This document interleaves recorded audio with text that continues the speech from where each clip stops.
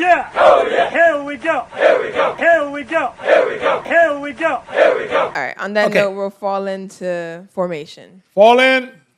All right, so the VA has issued, I don't know if you've gotten that letter, but the VA has issued a fraud alert for veterans. So there's been veterans that have been targeted in fraudulent scams for their healthcare appointments and requesting payment in advance. So, if you go to community care or I guess community care, or maybe you'll go to a different facility outside of the VA, I guess people are calling to say, hey, you got to pay us before you come, which is insane. Which is the real question is, how are they getting that information? Because scammers are always, as soon as the VA come up with another thing, they come up with something. No, but I'm saying, you go to community care. Yeah. How do the scammers get that information? And instead of sending out all this alert garbage, figure out how the hell you're going to stop them from getting your information, our information. Obviously, it's coming from the VA. You don't get community care without the VA involvement. Right. You don't book it yourself. That's true. It goes through the community care. So it might be an inside job. That's my point. Well, the VA also have, where like security breaches over the years. So I'm not putting anything past when it comes to how do they get your information, because right now in this time, people get your information I understand in any way. that. I'm not saying no, but what I'm saying is it's their responsibility to do more than a fucking email to us telling us, or you go be aware. It's good to alert us, but I want to know, what are you doing about it? That's what I really want to know, because that's some serious stuff. It is. You shouldn't, obviously, going forward, for those who are not aware, I'm sure you probably know, you do not have to pay for VA or community care, especially if you're 100% coverage. God, no. If the only way you will be paying for the VA is if you make so much money, you should already know that you have to pay.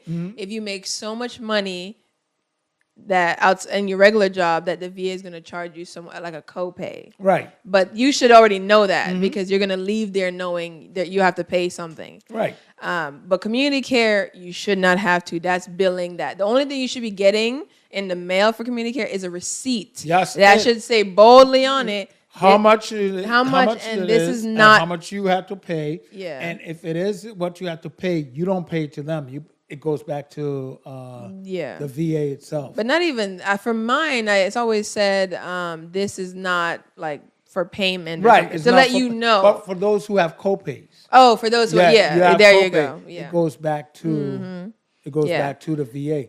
You don't. It's not coming at you. You're not getting billed from community care. Yeah. I've never heard of anyone getting. If that's so, let me know. I'm willing to be corrected. Let us know, and then we'll figure out what that. Because I know that they can send you. The hospitals can send you bill, but it's not from VA. They'll send you bills separately. Right. Like Yale will send me a bill. I'm like, girl, this ain't my problem. Right. Go call the VA. Right. That's what I'll do. So there's numbers you can call, and they want you to call the.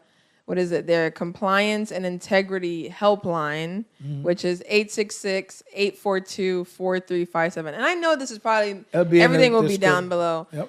I know this is probably mainly for older veterans or right. middle-aged veterans who aren't willing to. When the VA calls you, if there's someone saying, verify my Social Security, they already have it. Tell me my Social Security, and I'll tell you if it's right. There you go. Don't give it to them just because they say I'm the VA. Yeah. Tell me what it is. You're supposed to be looking at his screen. You called me. I need to verify it. Is it 33211, the last four? I don't know. You tell me. Right. You Simple tell me. as that. And if you don't feel, these scam calls are easy. If you don't feel comfortable, just hang up the phone. But you know what happened to a lot of people? Look, I've been getting one scam call now for over a year. You heard. Over a year. I've blocked numbers. I must have blocked 100 and something numbers that these people have been calling, and they just I guess they buy these bulk numbers from Google. Yeah, the data brokerage is a real business, homie. They don't care. I've been getting these calls. The thing is, there's another side to that. Is see, I have my fam around, but they target people who are lonely. They do. And want to talk to someone. And that's where, so veterans, what I would suggest is go over to your local, what's it? Vet center. Not the vet center. What's the other one? Legions. One of the American Legions American Club. Legion. Yeah, those are more common. Yeah, do those. Make friends. Do whatever it is that you have to do. Yeah. There are different agencies out here that you can do, that you can connect with veterans or other people, opposed to being lonely and being a target. Believe me, targets starts with loneliness. You're vulnerable once you're lonely.